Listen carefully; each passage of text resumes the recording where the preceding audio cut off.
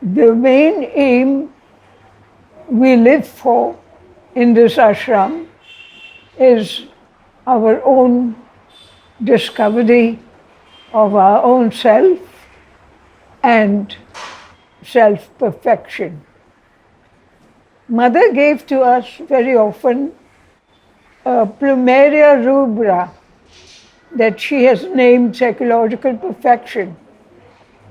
Here I shall show a drawing I have done of the grandiflora,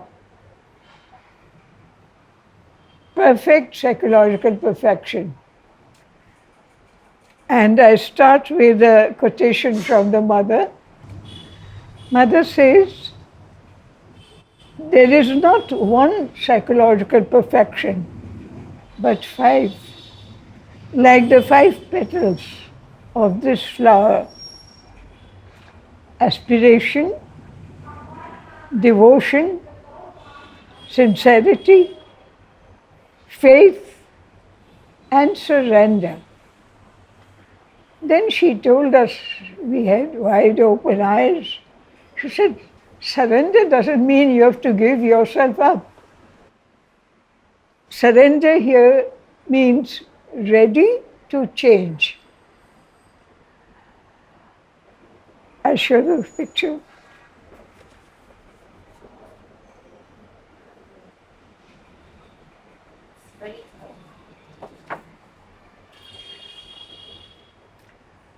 Today I had in mind the idea of reading from a few disciples of the ashram, and the first one I am reading from is Amal Kiran, or known in Bombay as K.D. Setna. He was the editor of the journal Mother India. He has called this book The Sun and the Rainbow. This poem of Amal Kiran's is called No Return. He says, Mother went through the poem most attentively and seemed to accept it as a very important declaration for the writer. On finishing her perusal, she looked up with a smile, at once tender and calm, and said, "Bon, good."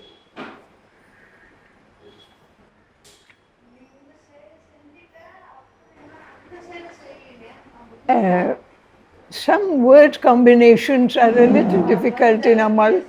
He was a literature, so I shall read as best as possible.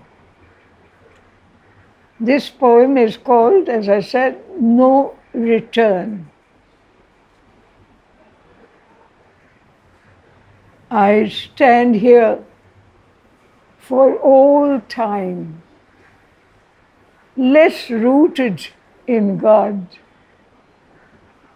1,000 heart gropes find each root their goal. I am caught by a depth and a warmth of eternal love, love that by being eternity is true earth. The rock grip of a bliss that cannot end. Here is my country, my creatrix, my world core. To the old outscattered life, there is no return.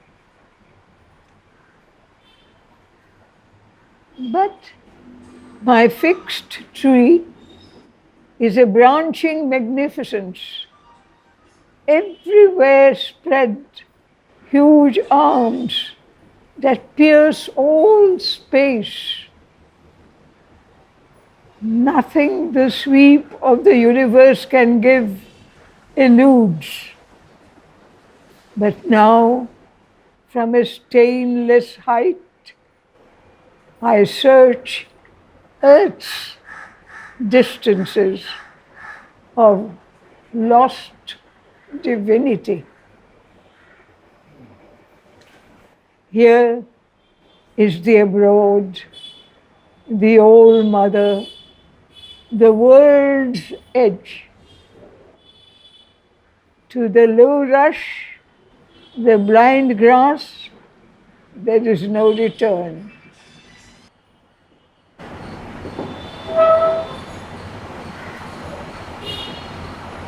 Amita, what do you feel about Amal's poetry in general?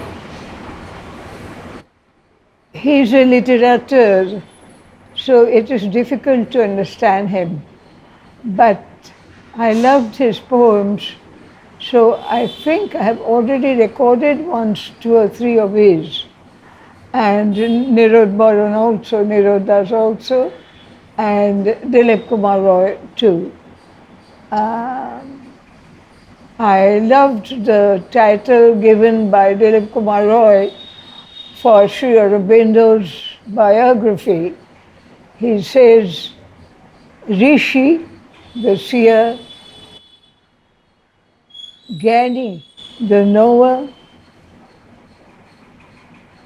Premi, the lover of earth,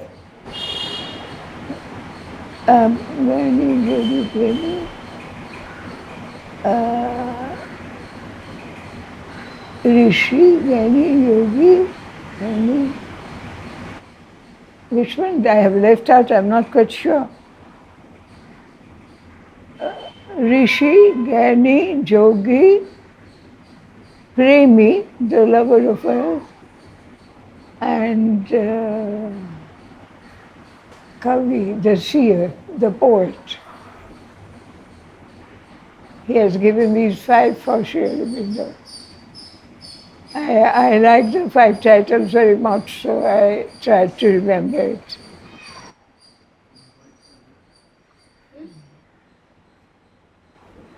This is on a manuscript by Anwar Kiran, where it is on the hero.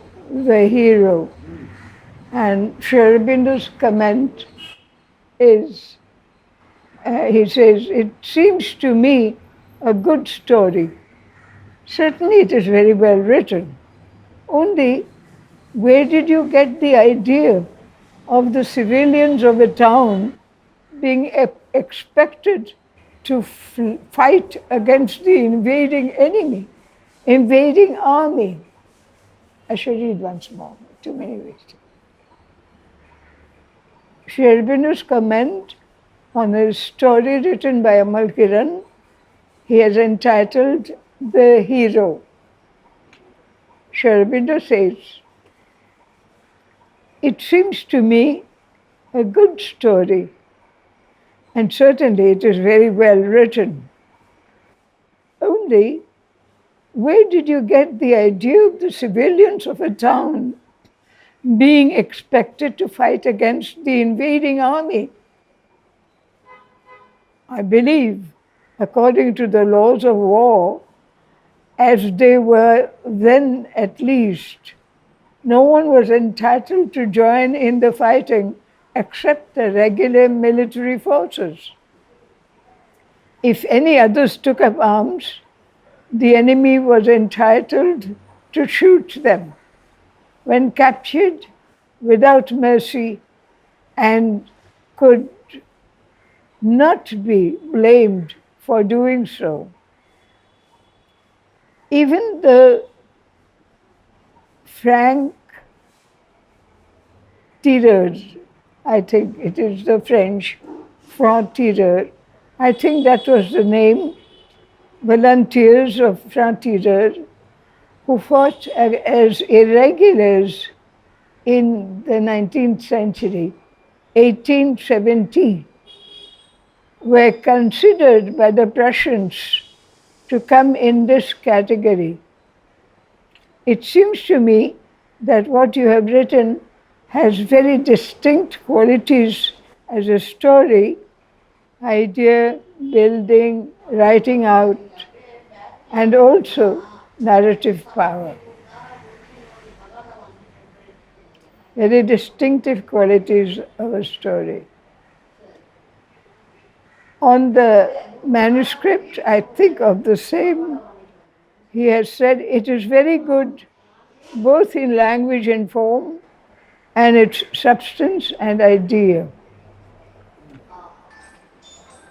Pranam to the Divine Mother. Pranam means obeisance.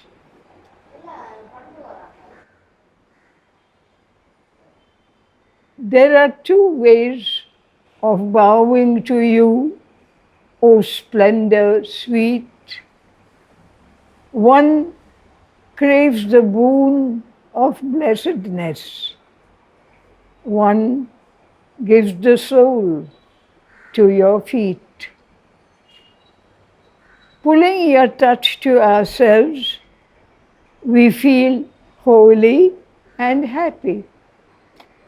We think huge heaven comes close with you, that we may pluck a redder dawn, a purpler eve. This is but rapturous robbery, deaf to infinity's call, that we should leap and plunge in you, our aching empty all, and in the surge of being your own, grow blind and quite forget whether our day be a richer rose, a wealthier violet.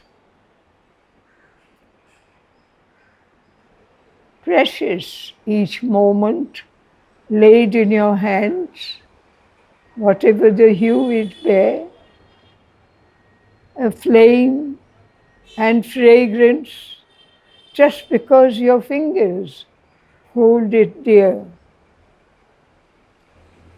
Make me your nothing. My whole life I would drown in your vastnesses. A cry to be ruled by your flawless touch, your will alone, my peace. Narad has spoken about Pradyut. Pradyut, you know, one who was in charge of the DVC, Damodar Valley Corporation project, and mother had given him a bag with certain things. He didn't know what mother had put there, and concentrated on it so that the Ganges may never dry up, may flow. When they did the DVC project, Damodar Valley project, they had to dredge. And the dredging, they dredged the area where that bag was. Imagine after decades, they found the bag intact. So they gave it back to mother. And mother concentrated on it and kept it. For the Ganges to flow. So Pradyut, who was educated in England, mother had given him that bag because he was in charge of he was the engineer in charge of the Damodar Valley project. That's why I saw. True friendship, this is from Narad about Pradyut. True friendship is an act of divine grace. I had such a friendship with Pradyut. Everyone in the ashram was aware of it, but few knew about its nature, depth, and duration. Well, our friendship was about 70 years old, passing boyhood, youth, adult state. It had arrived at a mature old age when he suddenly took his leave. In this fashion, a number of ashram friends have gone one by one, but Pradyot's going was a deep, unkind cut, perhaps because of a long time. The tale of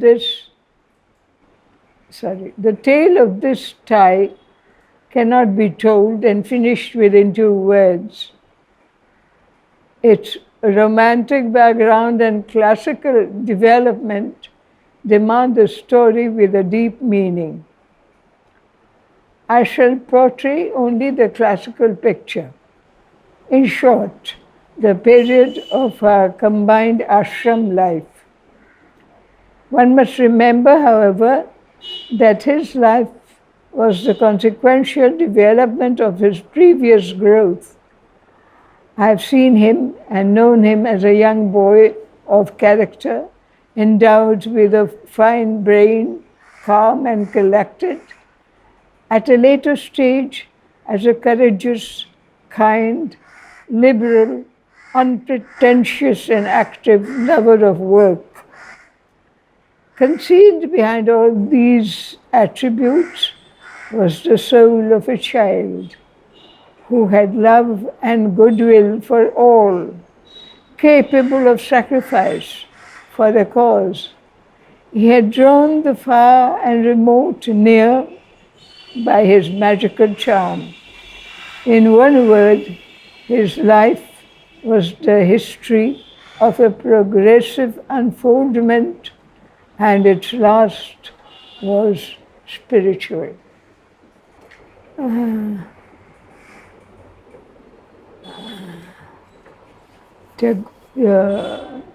Sri Aurobindo has spoken of Tagore having translated his own Bengali poems into English to perfection. In fact, Rabindranath Tagore received a Nobel Prize in 1914, and for his book Gitanjali. Geet means song, Anjali means offering. That is why I liked his own translation. He has entitled Lyrical Ballads. But the French translator, André Gide, brought us back to the Bengali title, calling it Offrande Lyric, offerings of poems. Gita Anjali, Offrande Lyric. Lyric in French is not the English meaning of lyrical. It is poetry, poetic. Offrande Lyric. On Tagore's centenary year, I was asked by the doctors of JIPMA to read a few poems in the town hall, Pondicherry town hall. They were putting up a program on Tagore, and the French lycée also was putting up a program on Tagore with Srimai Varvara Pitoef's help. Varvara Pitoef was our director with Norman Dowsett of Vasavadatta. When I did Vasavadatta, she was there. And she it is who guided the French college and French school program on Tagore centenary year. They were doing the poem, the prose, dramatic poem, I think, called Post Office.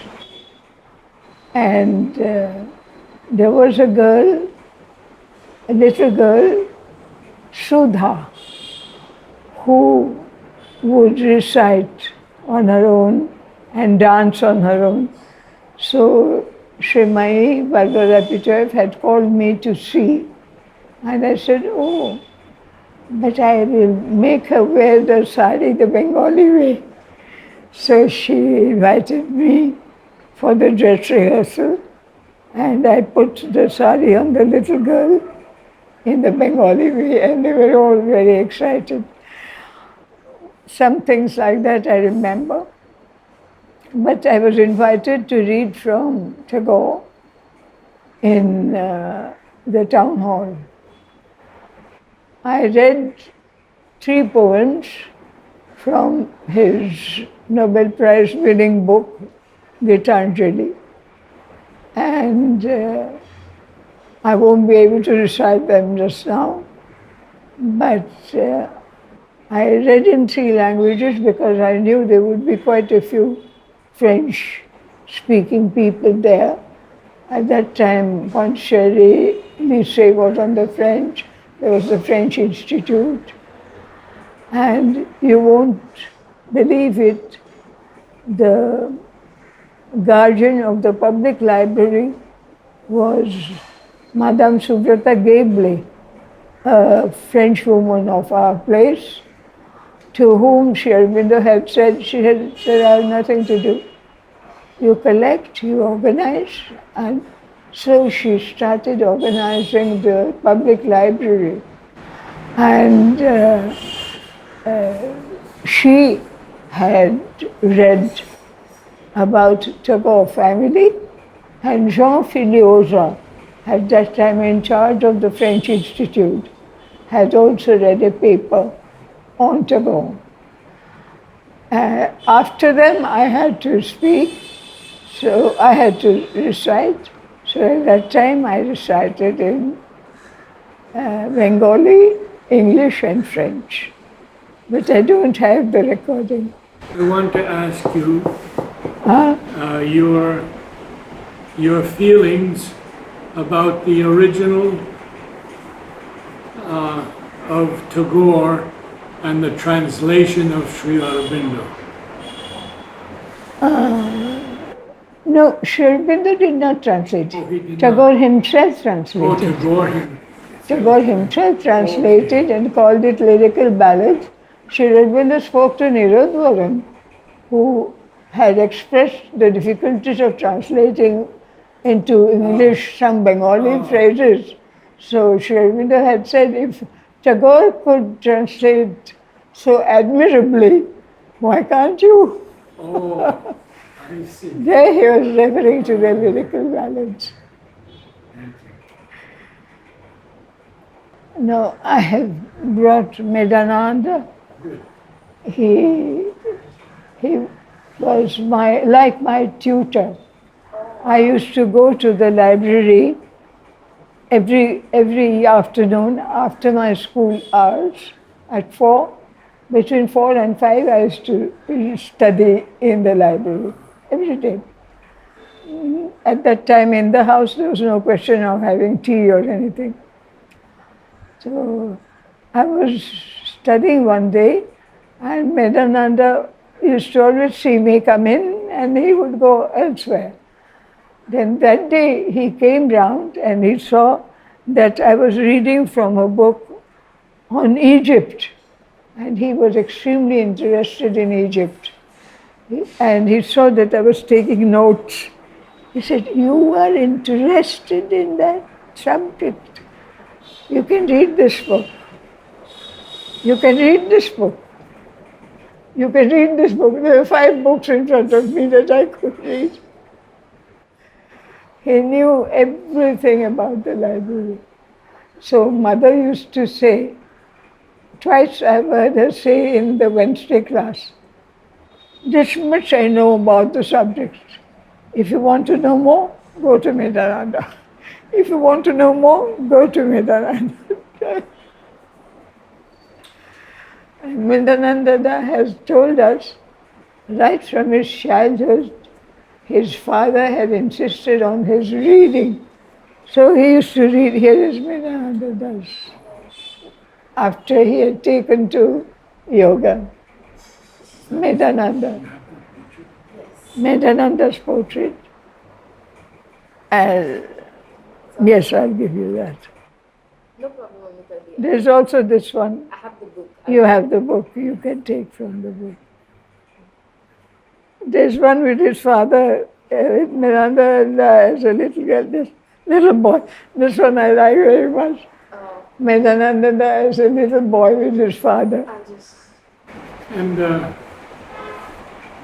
what did you feel specially about Medananda?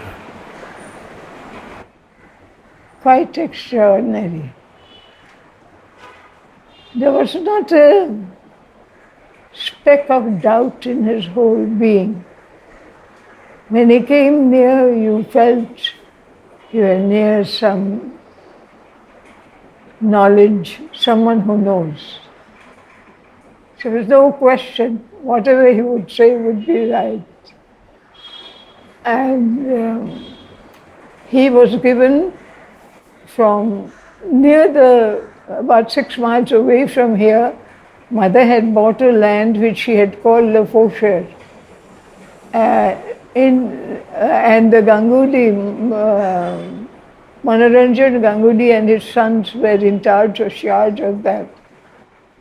Le Faucheur means the one who does the Cultivates? not only the digging, the harvesting. Harvesting. I have So, been there. I have the been Faucheur. there.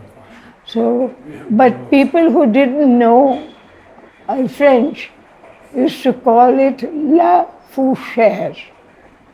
So one day I wanted to ask Mother if we could go there walking. And I said La Fouchère. Mother said, you are saying La Fouchère? It is Le Faucheur. I said, I didn't know that.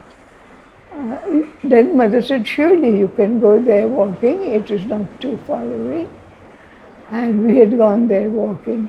I had even taken one year children of 10 or 12 walking there, and we would stop a little after a little while, and their mothers were quite concerned, so they all were given a thermos flask full of cocoa or milk or tea or something, and we had plenty to eat for breakfast after reaching there. And I was reminded of the fact that Mother had chosen a room there for me to go and sketch because Mother liked my paintings. She wanted me to go there and sketch. I had forgotten about it. When I reached there with the children, Manoranjan's son, Barin, was in charge. He said, you can go there, your room is still there. And I remembered everything at that time. It was a very beautiful place. But now the undercurrents and the currents of the sea have divided the land. I don't know what they have done about it. When it was first divided into 5 different islets, Barin's elder brother put a few bridges so that people could walk from one to the other. I don't know its condition now. But the entrance was very beautiful, a little bit like we have in Sri Sriti, around. In Sri Sriti it is a lawn, a round lawn. There it is only a garden area and there are huge trees. And I said, this reminds me of the pictures of poplar trees. And they said, yes, Mother chose them because they grew straight like that. They are not poplars. They are not poplars. They are trees of our place, of this climate. Le Faucheur is still there in our garden. I knew the gentleman who was in charge of it most recently, but he passed away. He has passed away. We have got a photograph. Mother used to go there once a year. Oh. Every 5th December, Mother would go there for Every 5th December is the Sri Aurobindo's passing day, so she didn't play that day. She went to Le Faucheux and had a round, and there was a boat for going from Le Faucheux land area to what they call the island, Yes. which was also bought by mother. And 4 tramway workers would push the boat. It was not very deep sea water. They would push the boat so there's no danger till the island. And when I went there, I was told, there, you see, we have got mother's boat. We have painted it and kept it. They have kept it in the veranda. It's a very, very nice place. Marquesian Island, Marquesia, is in the Far East. Must be. In that island, there was a woman who was a visionary. So when Medananda reached there, she said, last night I saw your ship. I knew you would come and that you would explain to me how it is when we go into the night. Because he could go outside body and travel. And so the woman told him that. Inspired by the extraordinary luminosity that was in the room, I told her, it's very simple. You close your eyes and everything becomes light. You go into the night as if into a bath. You have no body left. You are all light.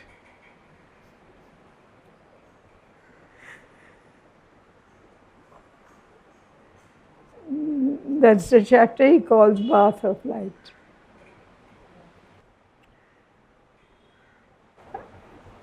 If you don't mind, I'll read this one. He calls it the policeman.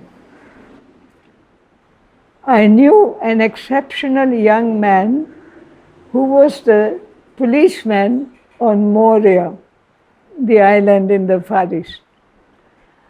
There was only one for the whole island. Usually one finds a mustachioed fellow who only thought from the moment he arrives is how to keep himself supplied with wine. But one day, this young artist arrives, a painter who has managed to get himself posted as policeman to Moria. It was strange to see such a refined being in that job, but he adapted to it quite well. From time to time he would go look for the locals. My children, the pastor is complaining that there's a lot of noise around the chapel during service. That's not good. You mustn't do that. But how he could scold them when he was as playful as they were. He was a real Parisian with a vast fund of a very colorful slang. He understood the Tahitians remarkably. We became very close friends. One day, he arrived at the house in a terrible state. He couldn't speak. He went into my room and threw himself on the bed, weeping. He could not utter a word. When at last he could speak, he said, I got a telegram. They have declared war. As the policeman for the island, in the name of the French government, I've come to arrest you. That's during the war. To be a prisoner of war in Tahiti was different from anywhere else. After being interned in a fort for a short period, we were sent to a small island in front of the harbor of Papiti. And there we were left free to organize ourselves without surveillance and could get hold of as many books as we liked. Well, our small group was composed of very civilized and educated people, inventive and compassionate. Each prisoner has his own hut. Each prisoner had his own hut whose privacy was respected. So I could pursue my inner search and had a lot of inner experiences. My wife, who was French, had successfully taken in charge our property and the education of our children.